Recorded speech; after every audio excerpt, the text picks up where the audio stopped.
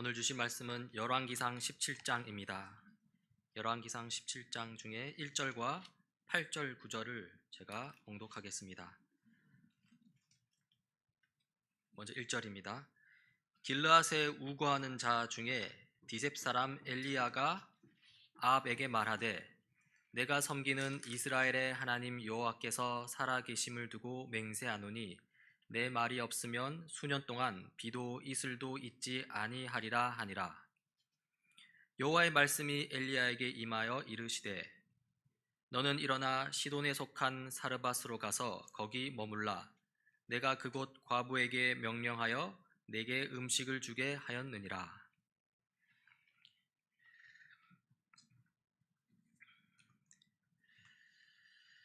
이 솔로몬 이후로 분열된 이스라엘입니다. 이 남유다와 북이스라엘로 나뉘었죠.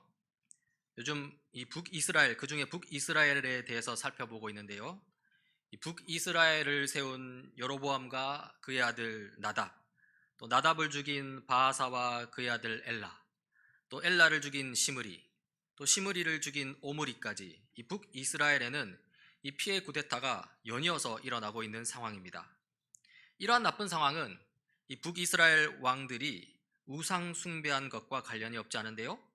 자기 왕권을 유지하기 위해서 단과 베델에 금송아지 우상을 세워놓고서는요, 남유다 예루살렘으로 가지 말고 여기서 이 금송아지를 하나님으로 섬겨라 한 그 여로보암의 죄였고요. 그 죄를 이 북이스라엘 모든 왕들이 답습하고 있었기 때문입니다.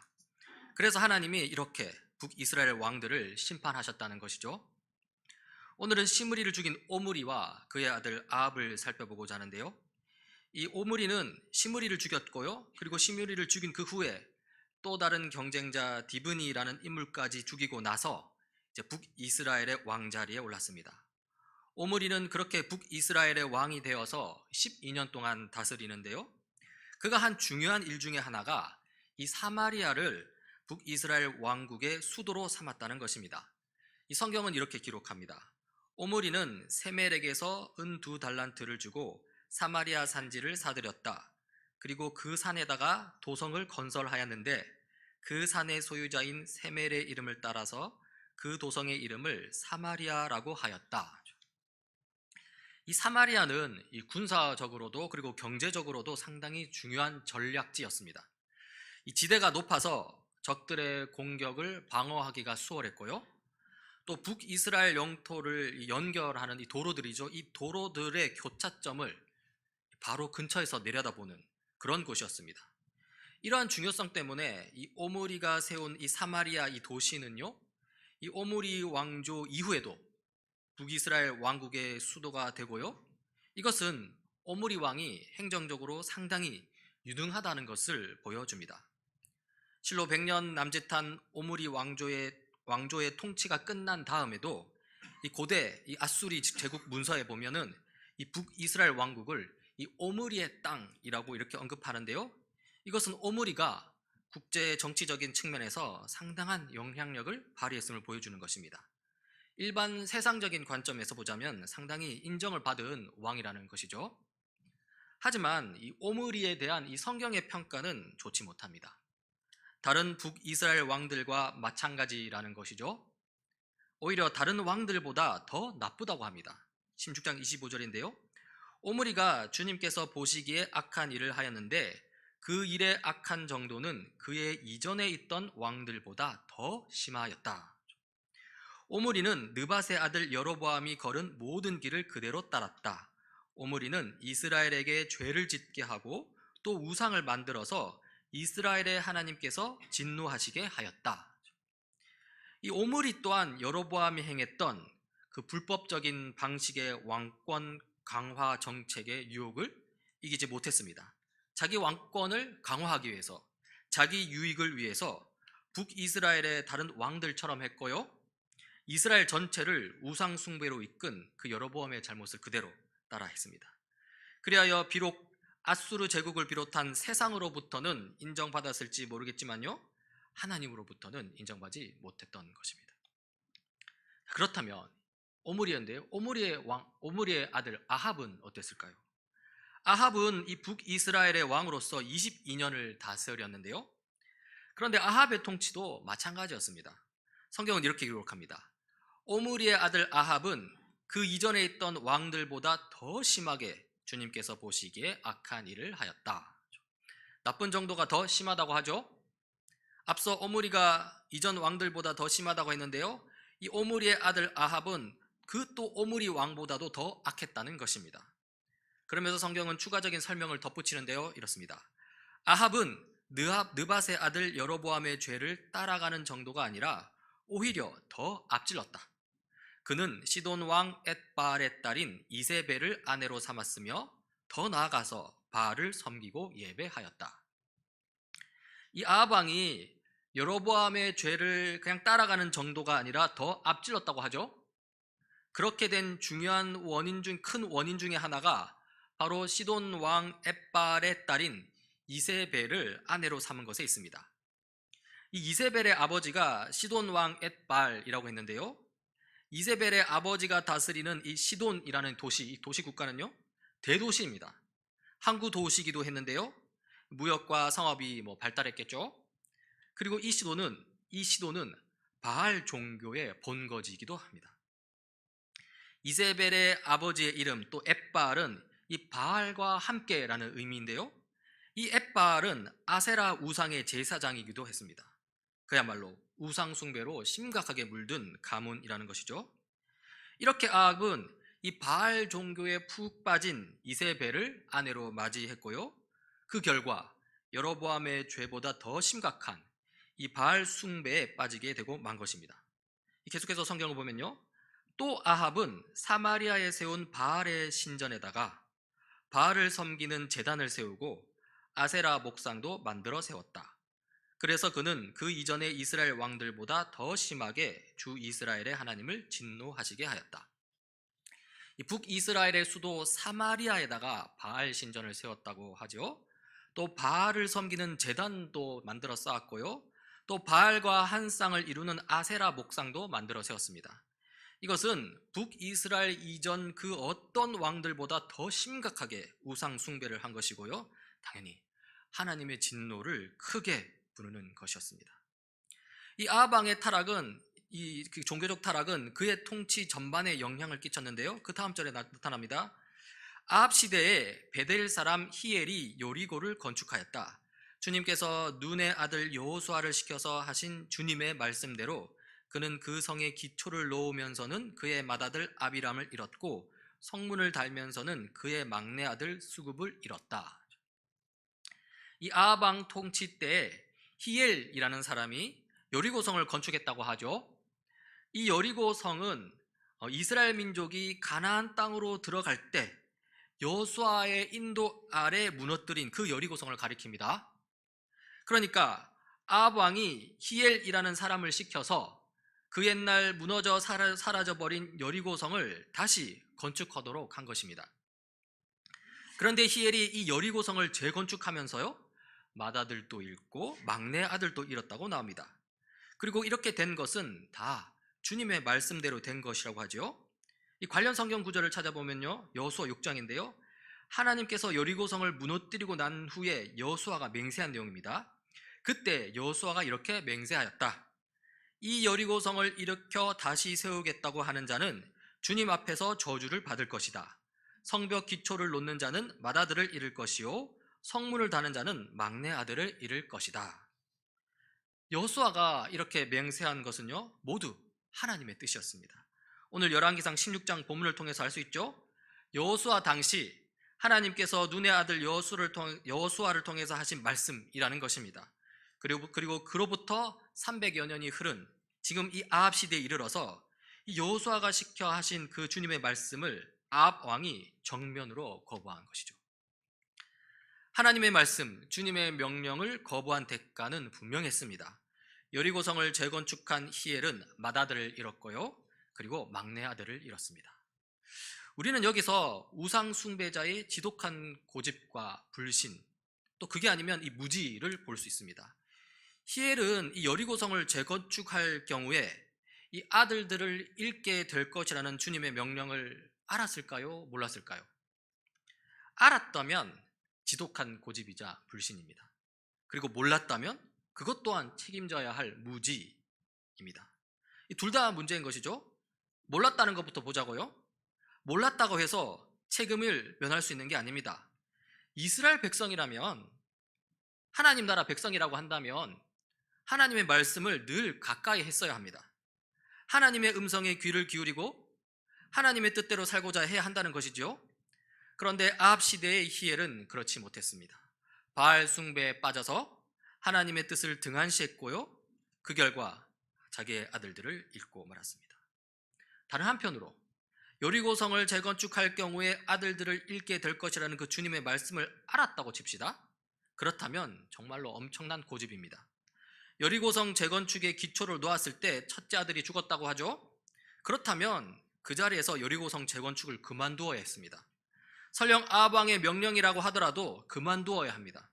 자기 첫째 아들이 이미 죽었고 또 다른 아들이 죽을 것이 훤한 그 상황에서 왕의 명령이라고 해도 아버지로서 그만두었어야 한다는 것이죠. 하지만 히엘은 그렇게 하지 않았습니다.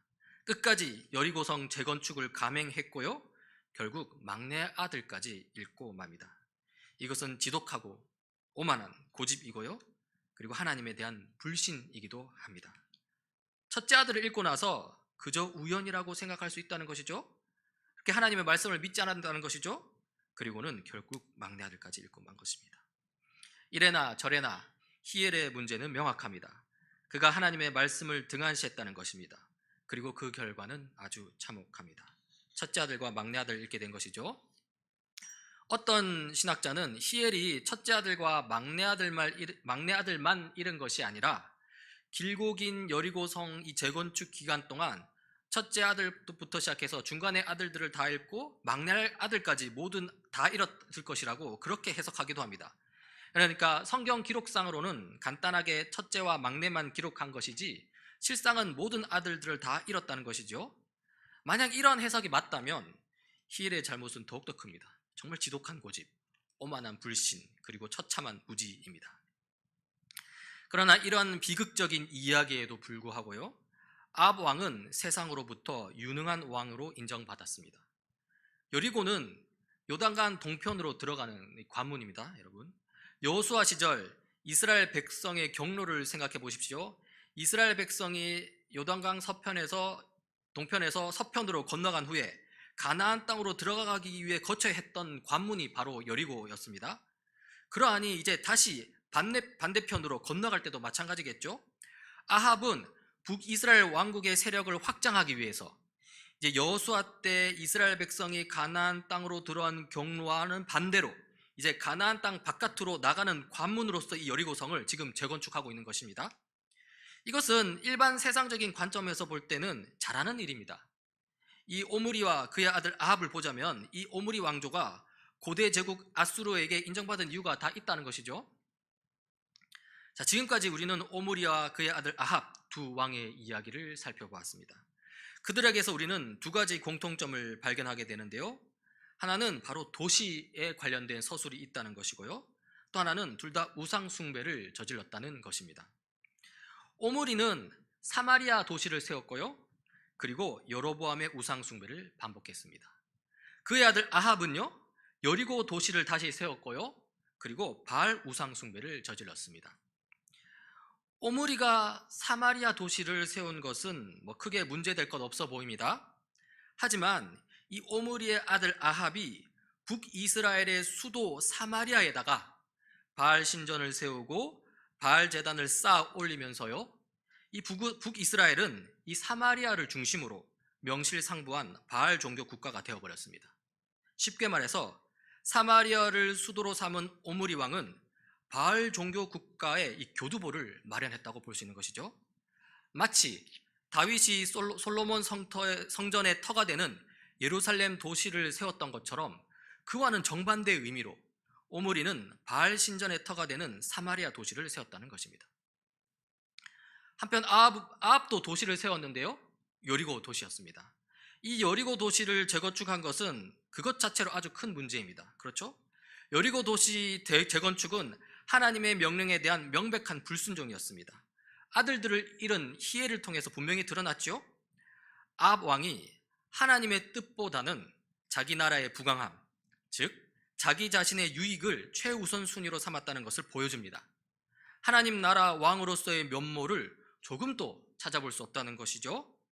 이렇게 오므리에서 아합으로 이어지는 이 오므리 왕조는요, 그 죄상이 갈수록 짙어지는 것을 볼 수 있습니다. 도시를 기반으로 바알 우상 숭배를 북이스라엘 전역에 퍼뜨리는 것이죠.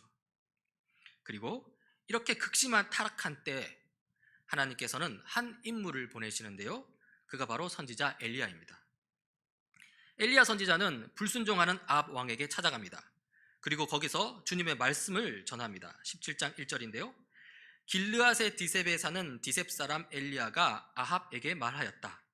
내가 섬기는 주 이스라엘의 하나님께서 살아계심을 두고 맹세합니다.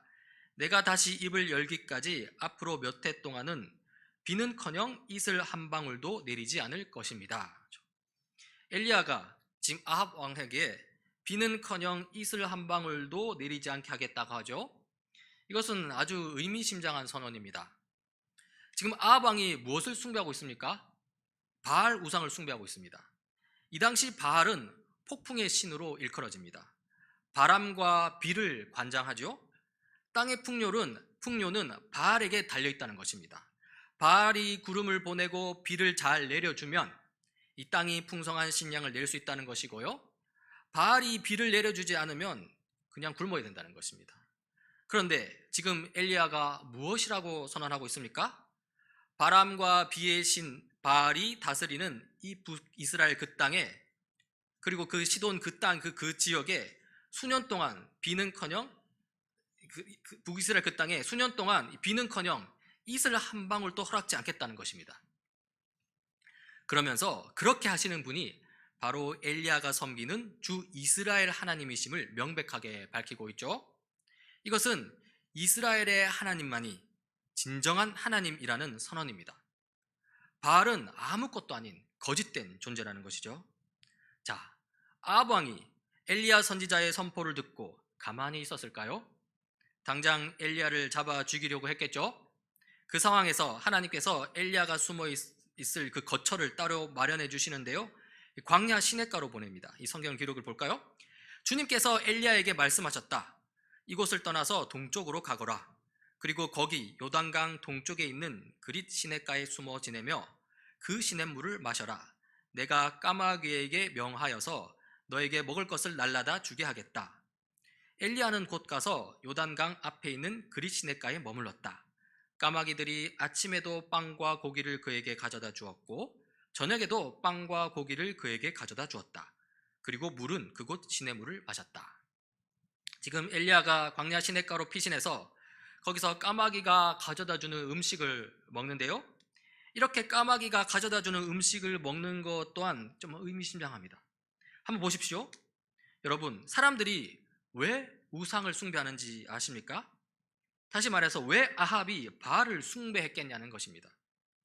여기에는 타락 이후 인간 본성 속에 깊숙하게 자리 잡은 이 불안, 이 두려움과 연관이 있고요, 그리고 그 불안과 두려움을 극복하기 위한 이 통제 욕구, 이 자기 중심성과 연관이 있습니다.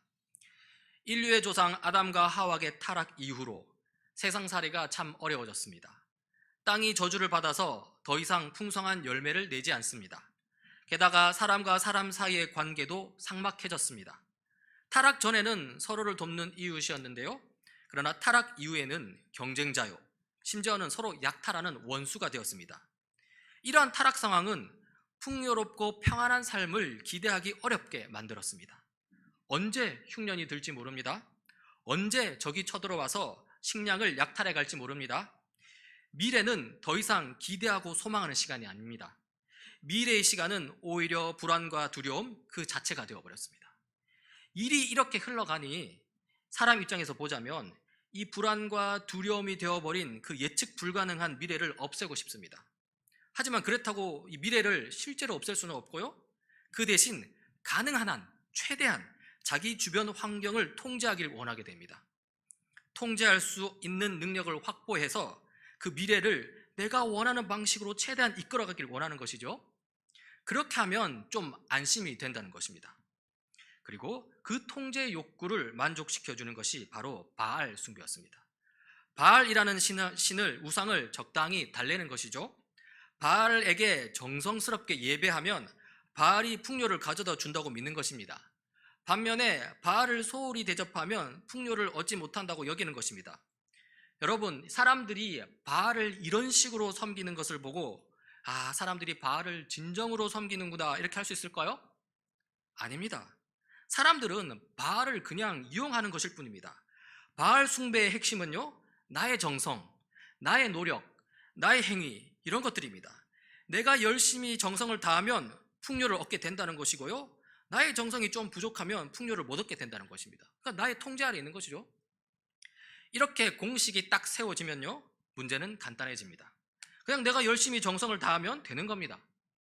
그렇게 타락한 인간들은요, 바알 숭배를 통해서 자기 통제력을 회복하려고 합니다.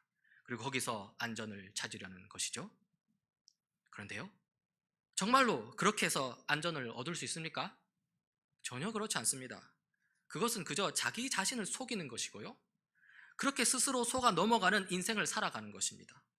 통제 욕구에 담긴 그 하나님에 대한 불신, 그리고 자기 중심성이라는 그 죄의 욕구를 적당히 만족시키며 살아가는 것이죠.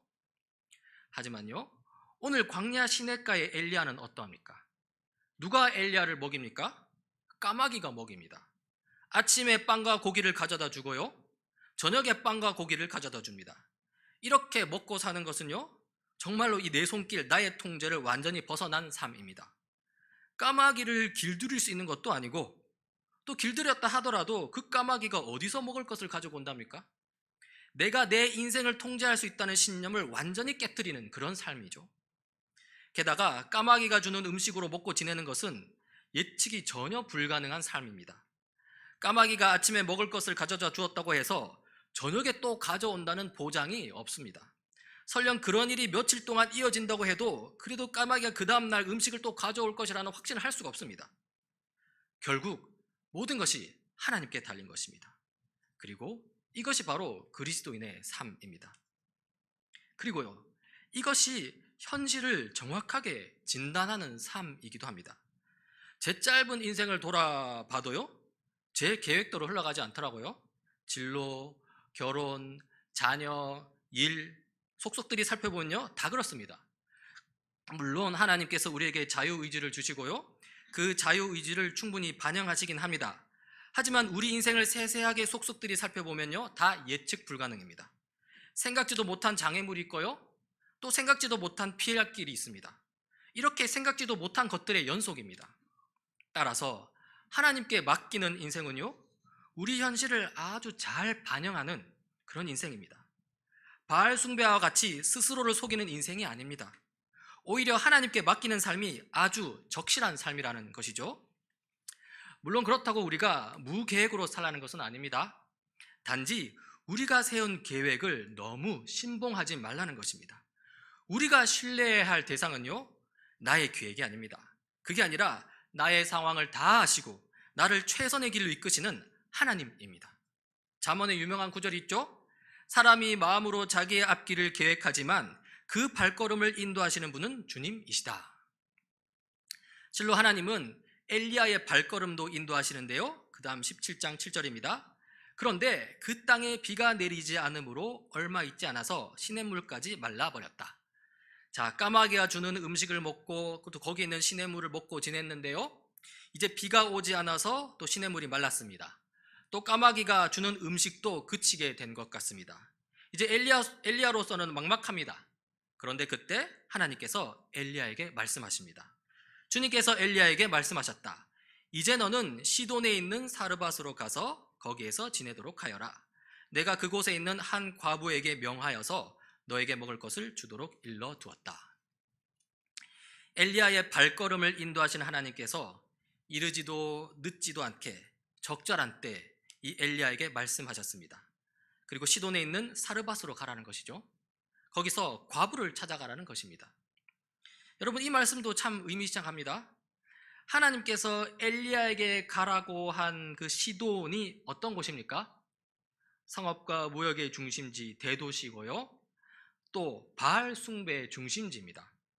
아합의 아내 이세벨이 시돈 출신이지 않습니까? 하나님께서 엘리야를 이 거대한 도시 시돈으로 보내십니다. 여러분, 도시가 어떤 곳입니까? 특히 시돈으로 대변되는 도시는 어떤 곳이냐는 것이죠. 여러 가지로 설명할 수 있겠지만 앞서 살펴본 그 사마리아 도시 여리고를 통해 본 도시는 권력 욕구가 가득한 곳입니다.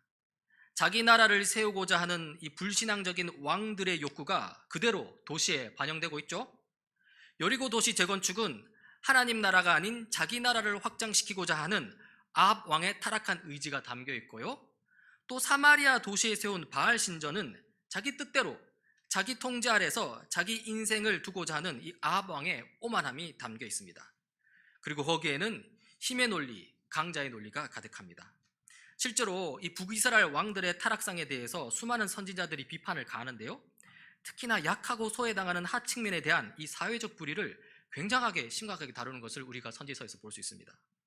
그리고 오늘 엘리야도 마찬가지입니다. 주님께서는 힘의 논리가 통용되는 강자의 세계, 그 타락한 도시 시돈으로 엘리야를 보내시고는요, 거기서 도시의 우두머리들과 이 힘대결을 펼치는 것이 아니라 가장 연약한 과부를 찾아가게 합니다. 그리고 그 과부에게 먹을 것을 구하라고 합니다. 엘리야에게 먹을 것을 줄 과부가 얼마나 열악한 상황에 있는지 이 성경은 또 적나라하게 기록하는데요. 엘리야가 그 과부에 찾아가서 먹을 것을 좀 달라고 하니 그 과부가 이렇게 답합니다. 그 여인이 말하였다. 어른께서 섬기시는 주 하나님께서 살아계심을 두고 맹세합니다. 저에게는 빵 한 조각도 없습니다. 다만 뒤주에 밀가루가 한 줌 정도, 그리고 병에 기름이 몇 방울 남아있을 뿐입니다. 보시다시피 저는 지금 땔감을 줍고 있습니다. 이것을 가지고 가서 저와 제 아들이 죽기 전에 마지막으로 남아있는 것을 모두 먹으려고 합니다.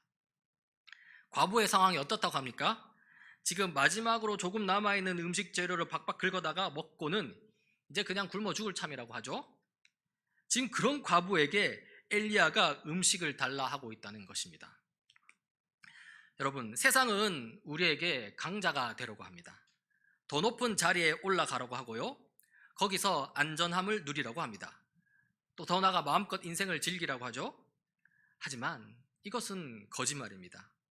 거기까지 가는 동안 얼마나 불안하겠으며, 또 게다가 그렇게 올라간 자리에는 허무함밖에 없더라는 것을 우리는 전도서 기록자의 고백을 통해서 이미 알고 있습니다. 솔로몬이 모든 것을 다 경험한 솔로몬이 그렇게 모든 것이 헛되다고 고백했잖아요. 하지만 이런 모든 것을 아시는 주님께서는요, 이 세상이 요구하는 것과 같이 우리에게 강자가 되라고 말씀하지 않습니다. 그리고 그것만으로도 사실 우리에게 참 위로가 됩니다. 우리는 얼마나 많은 압박을 받는지 모릅니다. 계획을 세우고 안정된 직장을 구하라고 합니다. 그러면서 높은 자리에 오르면 더 좋지 않겠냐고 은근히 말합니다. 그게 정상적인 삶이라고까지 말합니다. 물론 그런 삶이 나쁠 것 없습니다. 하지만 그것이 인생의 목표가 되면 문제가 됩니다. 그리고 그런 문제가 사실 얼마나 흔하게 일어나는지 모릅니다. 마치 북이스라엘의 왕들처럼 왕이 되긴 했는데 왕으로서 무엇을 해야 하는지 모르는 것입니다. 그래서 기껏해야 자기 권력을 유지하기 위해서 애쓰는 수준에 머무른다는 것이죠. 그런데요, 그러한 삶은요, 하나님이 주신 사명을 외면하는 삶이고요, 심하게 되면 하나님의 뜻을 정면으로 거부하는 삶이 되어버릴 수 있습니다. 그렇게 살면 안 됩니다. 여기에서도 중요한 것은요, 하나님을 전적으로 신뢰하는 삶입니다. 강자가 되기 위해서 삶의 목표를 그렇게 설정해서 사는 것이 아니라요, 그렇게 지금 내게 주어진 삶을 허비하는 것이 아니라요, 지금 여기서 이미 내게 주어진 삶의 자리를 의미 있게 가꾸라는 것입니다. 자꾸 뭐가 되려고만 하지 말라는 것입니다. 나중에 위대하고 강한 사람이 되려면 하려고 했던 그것을 지금 여기서 그냥 하라는 것입니다. 무엇을 그냥 하라는 것일까요? 주님의 뜻을 행하라는 것입니다. 하나님 사랑, 이웃 사랑이죠. 하나님을 신뢰하고 이웃을 돌보는 것이죠. 특히 약하고 힘든 이웃을 돌보는 것인데요, 그렇게 돕는 것도 내가 할 수 있는 만큼 그렇게 하면 되는 것입니다. 사실 우리는 서로 돕고 돕는 존재입니다. 딱 엘리야와 이 과부의 관계입니다. 엘리야는 과부에게 주님의 뜻을 전하는 것으로 이웃 사랑을 실천했고요, 또 과부는 그 와중에 또 엘리야를 먹이는 것으로 이웃사랑을 실천하고 있습니다. 그런데 갑자기 또 의문이 들죠? 먹을 것이 없어서 굶어 죽겠다는 과부가 어떻게 엘리야를 먹일 수 있냐는 것입니다. 그 자세한 내용이 성경에 기록되어 있습니다. 엘리야가 그 여인에게 말하였다. 두려워하지 말고 가서 방금 말한 대로 하십시오. 그러나 음식을 만들어서 우선 나에게 먼저 가지고 오십시오. 그 뒤에 그대와 아들이 먹을 음식을 만들도록 하십시오. 주님께서 이 땅에 다시 비를 내려주실 때까지 그 뒤주의 밀가루가 떨어지지 않을 것이며 병의 기름이 마르지 않을 것이라고 주 이스라엘의 하나님께서 말씀하셨습니다. 그 여인은 가서 엘리야의 말대로 하였다. 과연 그 여인과 엘리야와 그 여인의 식구가 여러 날 동안 먹었지만 뒤주의 밀가루가 떨어지지 않고 병의 기름도 마르지 않았다. 주님께서 엘리야를 시켜서 하신 주님의 말씀대로 되었다. 그러니까 마치 화수분처럼 뒤주의 물가루가 계속 채워졌고요, 병의 기름도 계속 또 채워졌습니다. 이거 다 주님께서 하신 일이죠. 과부는 이것으로 엘리야를 먹이고요, 또 자기에게 딸린 식구도 먹였습니다. 물론 매일 먹을 양식이 또 이런 식으로 주어지는 것은요, 또 과부는 또 과부대로 자기의 통제 아래 이루어지는 일이 아닌 것이죠. 과부 또한 전적으로 하나님을 의지하는 삶을 요구받고 있는 것이고요, 달리 방법이 없었던 과부는요, 그냥 그런 삶을 이렇게 살아가는 것입니다. 이제 말씀을 정리하고 좀 마무리하고자 합니다. 오늘 이야기에서는 이 북이스라엘 왕국 역사상 최악의 왕인 아합이 나왔고요, 그리고 그에 맞서는 엘리야 선지자가 등장했습니다. 우리가 이미 살폈듯이 왕이 하나님의 뜻대로 살지 못하니 주님께서 선지자를 보내셔서 왕에게 하나님의 뜻을 알리는 그런 과정이죠. 그리고 그 과정에서 우리는 이 도시로 대변되는 강자의 삶, 또 우상 숭배로 대변되는 이 통제 욕구, 지배 욕구의 삶에 대해서 살폈습니다. 아합 왕이 또 그렇게 살았죠. 그런 상황에서 하나님은 엘리야 선지자를 보내셨습니다. 엘리야로 하여금 꽈마귀를 통해서 하나님의 통제, 하나님의 주권 아래 사는 삶을 보여주셨고요, 또 엘리야를 강자의 삶을 요구하는 도시, 그 시돈으로 보내셔서는요, 거기서 바로 강자가 되려고 한 것이 아니라 내 옆에 나와 같은 처지에 있는 이웃과 더불어 사는 삶을 살도록 하셨습니다. 이러한 엘리야의 삶은요, 우리 그리스도인에게도 마찬가지입니다. 그렇죠? 타락한 메시지, 타락한 통치가 가득한 세상 속에서 이 하나님의 거룩한 메시지를 붙들고 사는 선지자가 되어야 한다는 것입니다. 선지자로서의 삶은 세상적인 관점에서 보자면요, 비정상적인 삶이고 또 어떻게 보면 힘든 삶입니다. 이 세상을 향해 일종의 경종을 울리는 삶이라서 이 세상 사람들이 꺼려한다는 것이죠. 하지만 하나님의 관점에서 보면 그렇지 않습니다. 언제든지 할 수 있는 것이고요, 높은 자리에 올라가야만 할 수 있는 그런 것이 아닙니다. 복잡하게 생각하고 할 것이 없는 삶입니다. 명료한 삶이고요, 그래서 길이 분명한 삶입니다. 오히려 쉬운 삶이라는 것이죠. 예수님께서는 우리에게 이렇게 말씀하셨습니다. 수고하며 무거운 짐을 진 사람들은 모두 내게로 오너라.